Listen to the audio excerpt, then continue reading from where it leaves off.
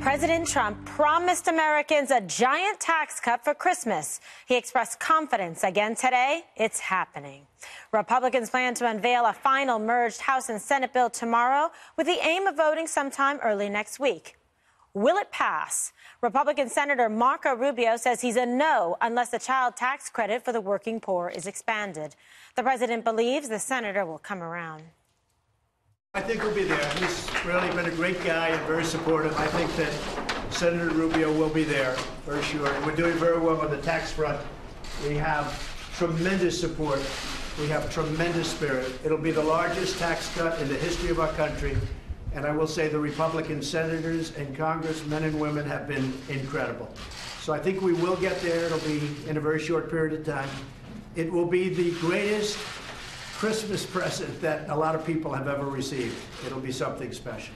Something special. Well, the Senate's Democratic leader is calling for the tax vote to be delayed until Alabama's new senator-elect, Doug Jones, is seated. It would be wrong for Senate Republicans to jam through this tax bill without giving the newly elected senator from Alabama the opportunity to cast his vote.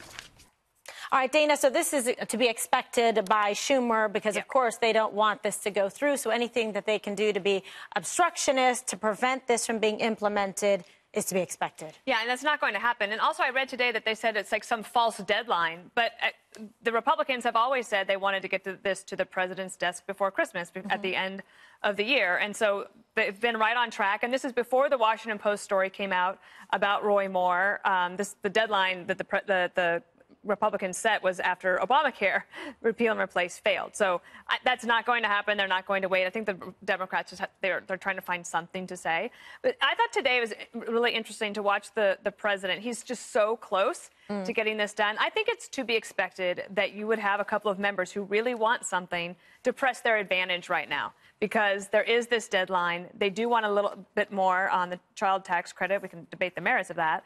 Ivanka Trump wants that as well. So they know that they have a chance to possibly get that. I don't think that at the end of this that they will actually not vote for it. There could be a little bit of room to play with on the corporate rate because the president wanted 15, agreed to 20. Now it's at 21. Marco Rubio's point is, well, going to 22%, is it that big a deal? The corporations are still going to be happy and we could actually do more to help the working poor.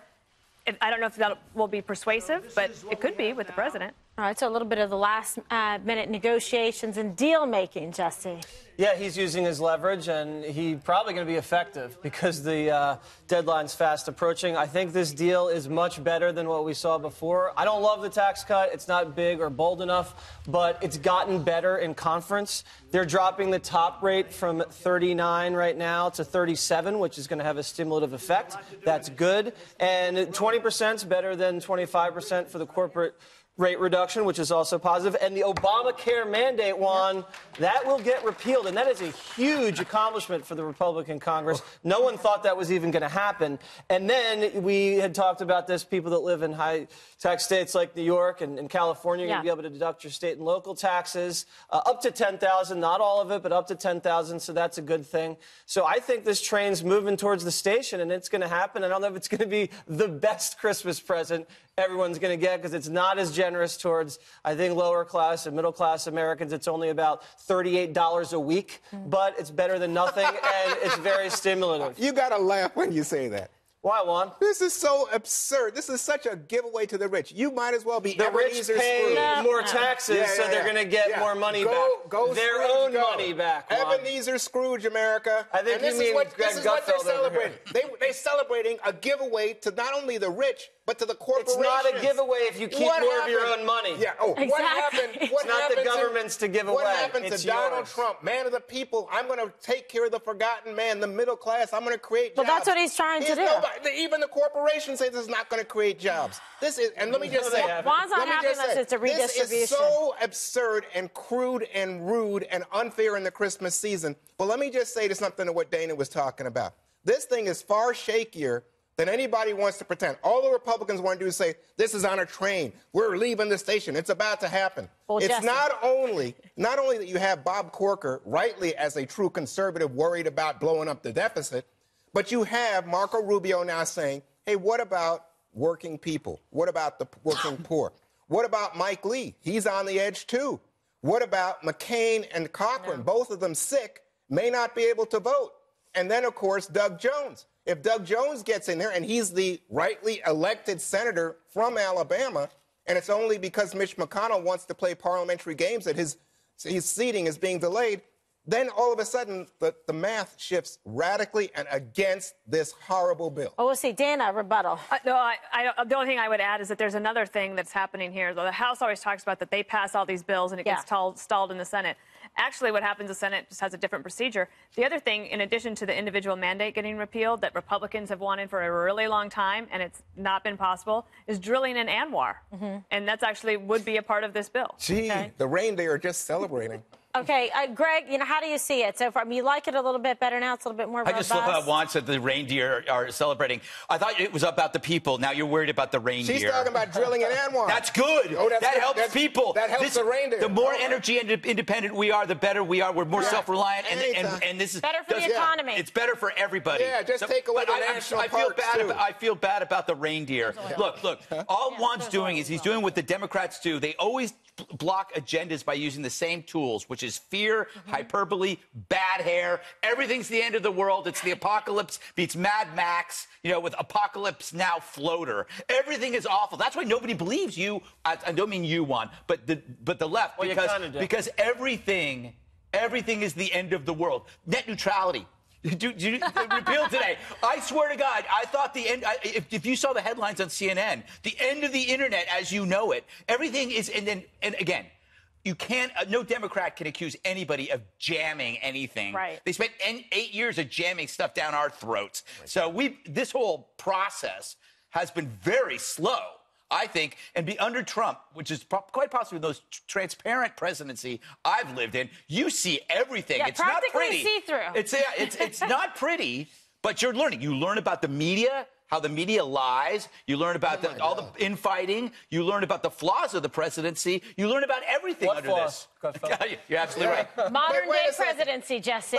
But, Greg, hold on a second. You don't think this thing has been pushed through and jammed down? No. We don't. It's been going around, and it's actually being tinkered with. There's been a lot of deliberation. And people actually read this, unlike Obamacare. Oh, no. In fact, you would have passed Obamacare. I think hypocrisy is absolutely rank on this, given that you complain, what about Nancy Pelosi saying you have to pass it to know what's in it? Yeah. That's exactly what's going on. No, now we do know what's in it. I just laid out what's in it. Let me just tell you, they are tinkering with it. It's far less mysterious than Obamacare. What's the promise? What's the promise to Rubio, Kimberly? The promise to Rubio is, don't worry about it, says President Trump. We'll make some kind of deal. Well, this is going to happen. It's only because they don't have any legislative accomplishment, and they're dying to have this. You know what's amazing about that, though? It's like we have so many people consumed by Russian collusion and palace infighting, and you say nothing's happened. Deregulation, pipelines, ANWR, the Paris Accords, tightening relationships with China, India, and Russia, repealing the mandate. A lot has been happening. So keep chasing Russia.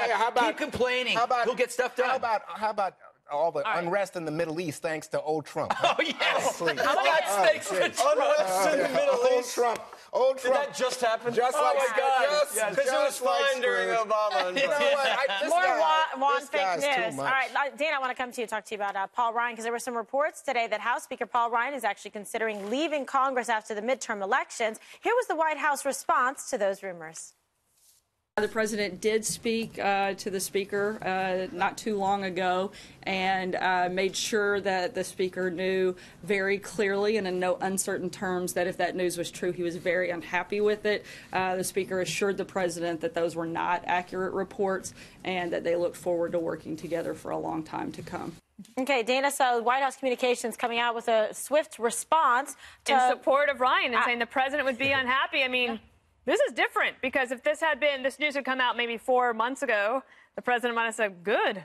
Yes. Okay, but I think that we've seen a couple of things happen that are different. There's been personnel changes in the White House. You see the president actually thinking, oh, wait a second, they are trying to actually pass my agenda with passing a lot of bills in the House and then getting some of the stuff done in the Senate where they can, but also being supportive, especially on judges in particular. Sure. And then you have Paul Ryan's office saying, no, this is not happening. It's not happening. Now, I will just say that that's what Speaker Boehner's office said right up until the day that he made it kind of a sudden decision. Sure. If you read that Political piece, it says overnight he woke up and he was like, you know what, I think I'm good here. And he resigns all of a sudden. So I don't think that's necessarily going to happen. But I think it is interesting and good if you're a Republican to say, OK, now they all look like they're on the same team with President Trump as the head coach and pulling people together. If they do get this bill passed, the tax reform bill, with the other pieces that are in it, I think that success will feel good to them, and they'll be able to figure out what they can do in a second year, which is not a lot legislatively. Those are usually the most difficult. But I think they're up against some really challenging days ahead in the short term in terms of budget issues, spending. Always are. And I don't think it's going to be happy times for Paul Ryan. He wants to do a big cut in terms of entitlement spending, so Social Security, Medicare, and the like.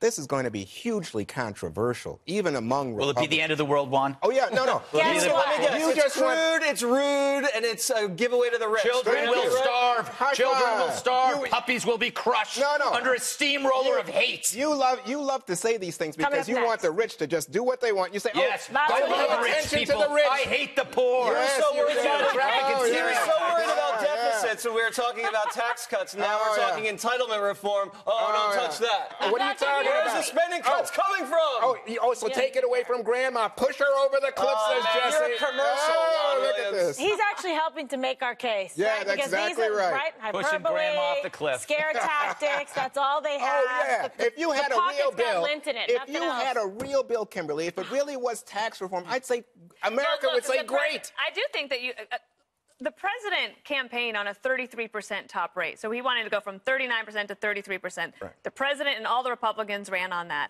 That's not what this bill is ending up at. It was at 39%. He was okay with that. You should be it's getting thrilled. down to 37. I mean, actually, Juan, I think you guys can Compromise. No, you don't want anything to go down. No, that's, well, first of all, if it was the case that our economy was struggling with the current tax reform. I know this argument. Oh, but the economy is doing well. The economy is great. You don't want to make America great again. America is great, in my opinion. Apparently not yours. But I'm going to tell you something. For a lot of people. No, he wants a NOAA. The Make economy's America not great. weak What's the again. unemployment That's rate? Juan's How's the stock market, Jesse? Is that Obama's fault? You can take credit for that, too? You bet this is Obama's economy. There is so much revenue in the federal government. It is all-time high. We can afford to give some money back to the people who earned it themselves. Yeah. Ebenezer Scrooge speaks to America. You're greedy if you want to keep part of your paycheck. Oh, get out of Or town. your payday. You check the box, pay more taxes voluntarily, Juan. There's a little box there. It says Have you ever checked Jesse's it? taxes. Have you ever checked it? Oh, get I doubt out it. of town. You just saw Juan got crushed. Oh, Okay, yeah. ahead.